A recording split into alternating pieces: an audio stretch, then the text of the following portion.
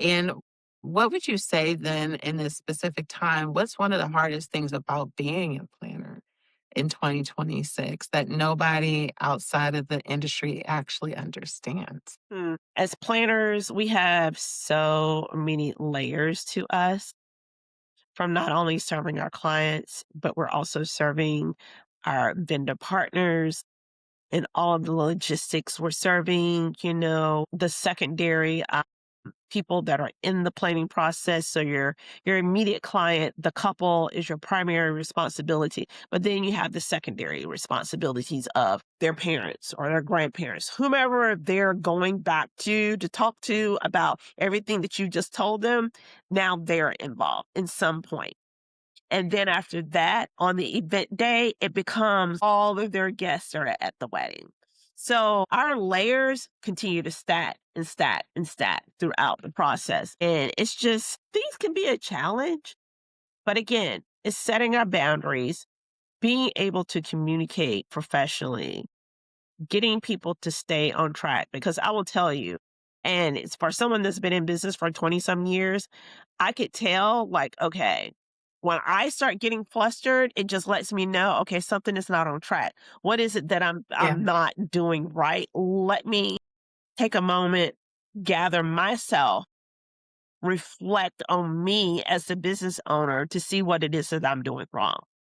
Because the moment you open that little crack for that client to slide in there to take control over you, then it's over with. It is definitely over with. 1,000%. Mhm.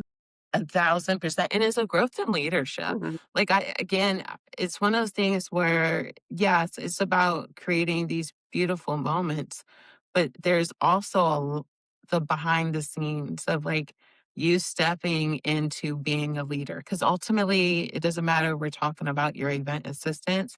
We're talking about your vendors. We're talking about the whole thing and being able to lead. And it's not just the end.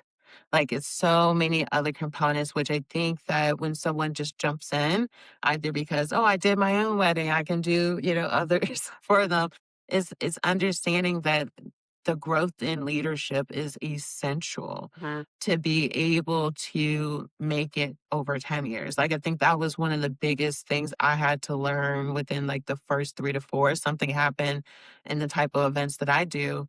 And I was just like, I had to like, nope, can't like this can't happen again. Mhm. Like, Mhm. what can I do to make sure that X, Y, and Z does not occur? Because I call them learning, like they're not hardships, they're not failures, it's like learning lessons.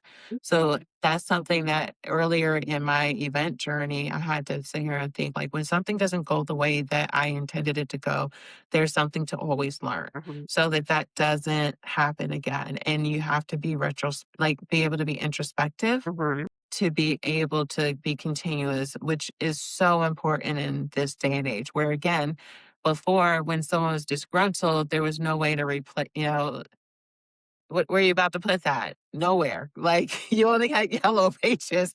Then we had Google reviews. Now people are just putting people on blast on That's all on social media, everything. It's just crazy. Y yeah, so it's like you wanna think things through. So it's been great talking about, like, what's happening now, so everyone is like, "Okay, these are the things that are happening now, but now I wanna start talking about what we should be looking forward to the future. What are some things that we are seeing that are shifting?"